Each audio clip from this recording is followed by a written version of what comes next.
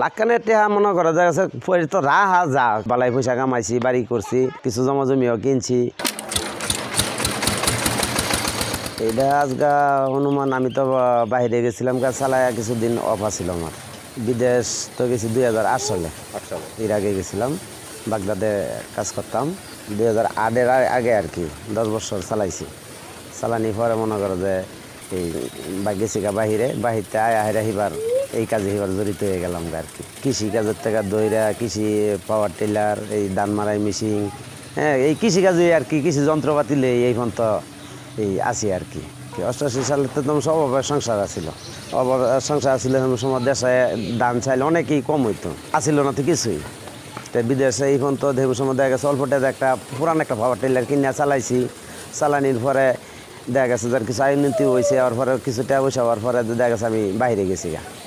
বাইরে থেকে মোটামুটি আল্লাহ দিলে বালাই পয়সা কামাইছি, বাড়ি করছি, কিছু জমা জমিও কিনছি। কেনার পরে দেখা গেছে যে এই টেহাতার বিদেশে টেহাতার নগদ বইয়ে থাকে না, বইয়া হইতে খাইলে তো দেখা গেছে জাগর ওই কোনো কোটি কোটি টিয়ার মালিক তারা তো আর বইয়া হইতে খাইতে না, একটা কিছু করতে হয়। তা আমারও কিছু করতেই হয়, একবার তোর বইয়া থাকুন জানা, কাজ করতেই হইব। হ্যাঁ একটা না একটা কিছু করতে হয়। দেখা গেছে যেন এই প্রতিদিন কাজ করতে দেখা গেছে একদিন এই কাজ করলে 2 দিন একটু ঘুরে ফিরে আরামসে থাকুন যা। তার যখন তার থাকুন যাইতেছে না, মানে মনে করো মারাই মিশিংয়ে যে বৈশাখী দান, হ্যাঁ বন্ধের তো যখন মানুষের বাড়িতে উড়ায় হার পরে দেখা গেছে এই ফজর আজান দিলে এই আয়া বাড়িতে ডাক শুরু হয়ে দেয় যে কাঠটা কুমাল্লা ভাঙিয়া দেন। একটা দা কুলাইতে এনে পরে 2টা কিনলাম মারাই মিশিং, একটা দাও আনা। কৃষকের দেখা গেছে সমস্যা হয়ে জায়গা, লগে লগে এই ধান দেখা গেছে বন্ধের আইলে লগে লগে মারাই তারে না, লগে লগে শেষ না করতে দেখা গেছে মেঘ বৃষ্টি এলে ধানটা নষ্ট হয়ে জায়গা। এই সেদিকে চিন্তা করিয়া একটার বদলি 2টা লইলাম, যে জনগণে যে চাইলেই ফা, কৃষকের যে চাইলেই ফা।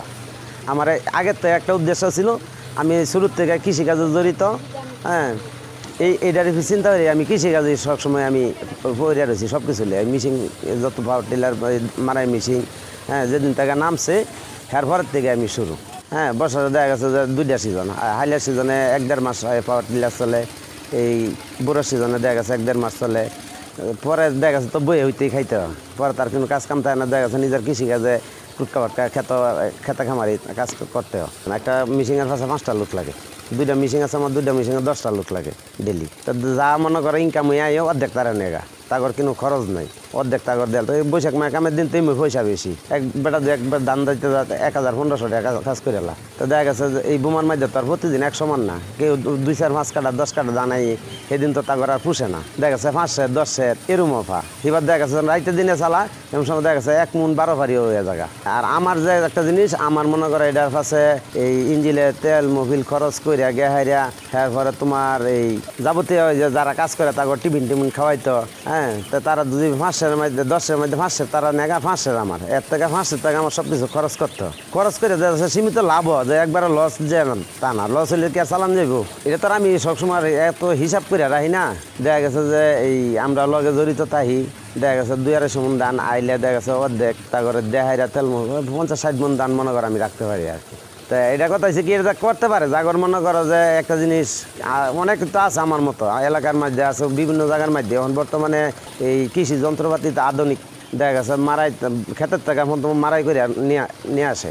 তা আঙ্গরে ফিলে যে এই ক্ষেতের তো মারাই করে আনুন যান, আঙ্গর মনে করো ডাবের জমি দেখা গেছে মেঘ বৃষ্টি হলে পানি হয়ে জায়গা, অনেক জমি শুকানা ডাইবা জায়গা না হলে আরও হনি কৃষকের লাগে আরও অনেক সুখ সুবিধা হইতো। যে আমরা যে দক্ষিণের বন একটা রাস্তা গুফাট আছে সরকারি হালত, আজকে বন্ধের টাকা ধান আনতো এই 1500-2000 টাকা কাটা। আর রাস্তাটা যদি হইতো এই রাস্তাটা এই গুফারটা প্রায় 1 কিলো রাস্তা আর কি। এইটা তোমার লাখানের টেহা মনে করা যায় তো রাহা যা, তারপরে তো পরিশ্রমের মাধ্যমে রাখতে হয় আর কি। হ্যাঁ এইটা বৈশা তো খাওয়ার মতো সম্ভবই না, বৈশাখ কাজ করেই খাইতে কথা হচ্ছে কি বইয়া খাইলে তো আর থাকবো কি। তা তোর যে 6 সন্তান যারা আছে তাদের লাগে তোর কিছু থয়ে গেলাম, নিজেই খাইয়ে গেলাম।